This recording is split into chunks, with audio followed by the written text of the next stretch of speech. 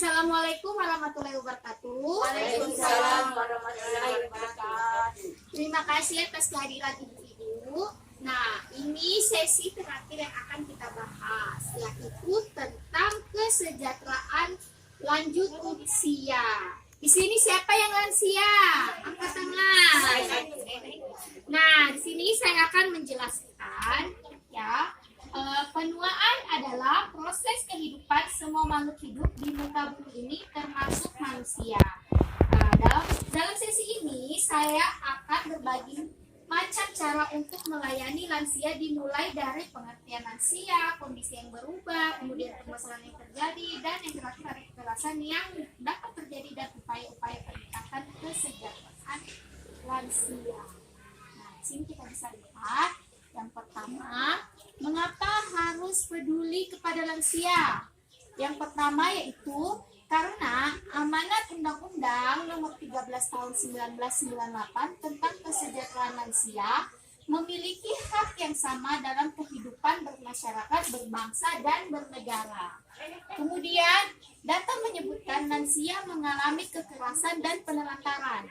Nah, pengertian lansia. Lansia adalah orang tua yang membesarkan dan mendidik dengan kasih sayang, yang usianya mencapai 60 hingga 65 tahun dan 70 tahun ke atas. Itu yang disebut dengan lansia.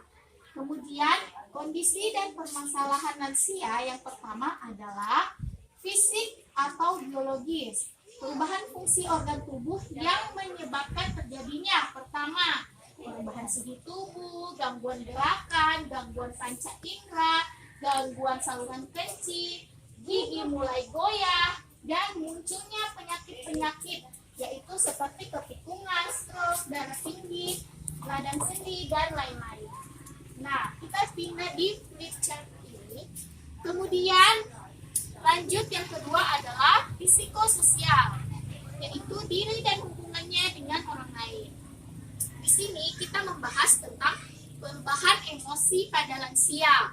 Nah, pertama munculnya depresi atau kecemasan, perubahan sikap dan perilaku, misalnya cenderung diam, murung, berorientasi pada masa lalu, kemudian hubungan dengan tetangganya kurang baik, karena dipicu oleh emosi lansia yang sangat tidak stabil. Nah, kemudian yaitu spiritual atau rohani. Nah, lansia di sini jarang beribadah, menjadi tidak sabar, kurang bersyukur, berpikir negatif, dan lain-lain. Kemudian tidak tabah dalam menerima kondisi, kurang mau berbagi, dan selalu menunjukkan super powernya dan menganggap dirinya selalu benar. Sampai di sini sudah dimengerti? Nah, di sini adalah prinsip melayani lansia. Yang pertama, tidak memberikan stigma kepada lansia, tidak mengucilkan, tidak membesar-besarkan masalah, menghindari sikap belas kasihan, dan keluarga sebagai sumber pemecah masalah. Nah, di sini cara menghadapi lansia yang sulit perilakunya. Yang pertama, tetap menghormati dan menghargai lansia sebagai orang tua kita, dan bagaimanapun lansia adalah orang tua yang telah membesarkan kita hingga kita sukses. Nah, kemudian bersikap sabar dan bijaksana terhadap perilaku. Kemudian memberikan kasih sayang dan melakukan pendekatan pribadi, misalnya dengan meminta nasihat pada si lansia tersebut. Kemudian di sini kita membahas kekerasan dan penelantaran terhadap lansia.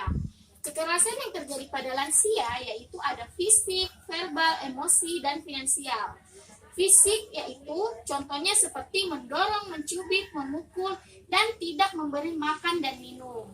Kemudian verbal atau kata-kata, tindakan yang menggunakan kata-kata yang sering menyakitkan hati seorang lansia dengan menyebut nama saja, menghina, mengancam, menakut-nakuti, hingga marah dengan kata-kata. Kemudian, emosi, yaitu tindakan sikap yang menimbulkan rasa tidak nyaman, bahkan trauma, termasuk penelantaran. Di sini contohnya seperti membiarkan lansia sendirian, tidak peduli, mendiamkan, dan menelantarkan si lansia tersebut. Kemudian yang terakhir finansial, yaitu dengan memanfaatkan uang lansia. Biasanya di sini anak ataupun keluarga memanfaatkan lansia dengan mengambil uangnya dan menggunakannya untuk dirinya sendiri. Bisa dimengerti? Nah, ini dia. Penelantaran lansia adalah tindakan orang di sekitar lansia yang membiarkan lansia tidak terpenuhinya hak-hak si lansia tersebut. Dengan membiarkan lansia tidak makan, tidak berobat, lansia merasa kesepian, sehingga lansia bisa pergi sendirian dan menjadi terlantar. Nah, ini dia. Peran pemerintah untuk lansia yaitu membuat kemudahan bagi lansia dalam menggunakan fasilitas umum, memberikan kemudahan dalam melakukan perjalanan, memberikan pelayanan, dan memberikan keringanan biaya untuk pembelian tiket di tempat rekreasi, karena bagaimanapun lansia butuh rekreasi. Nah, ini dia.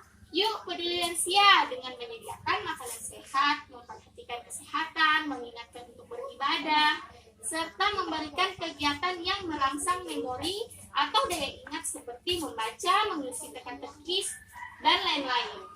Nah, yang terakhir, ini dia lembaga rujukan bagi lansia yang mengalami masalah. Karena di sini banyak sekali lansia yang terlantar, dikarenakan terlantarkan oleh anaknya sendiri. Jadi lansia bisa ke puskesmas, panti lansia atau panti jompo, dinas sosial, kelompok keagamaan yang peduli lansia, pendamping lansia, serta lembaga masyarakat yang peduli lansia. Sampai di sini cukup dimengerti? Tidak ada pertanyaan? Ya, makasih saya ucapkan.